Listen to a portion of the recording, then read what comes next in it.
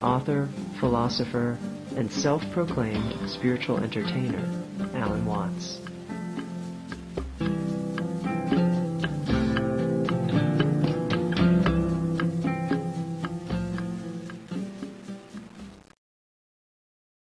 In the West, we inherit the idea of law from those ancient conceptions of God, and it is even passed down into science, where we discuss laws of nature.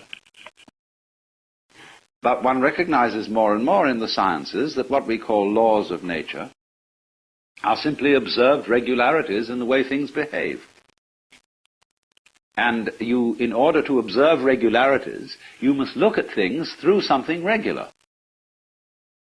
That is to say, you must lay a ruler alongside them, or compare their behavior with the regular behavior of a clock. But clocks and rulers are human inventions. They are regular measures which we use for comparing the rates of change. Say, a clock is a measure of a rate of change. It's quite arbitrary. But we very easily compare our regulation measuring devices with what makes things happen, as if the sun rises because it's 6 in the morning. Now that's being completely backwards in one's thinking. And we get into the same confusion when we imagine, for example, that money is wealth. Here we have fantastic wealth, and we have the technological possibility of making everybody on earth the enjoyer of an independent income. We can't do it because people say, where's the money going to come from? Because they think money makes prosperity. It's the other way around.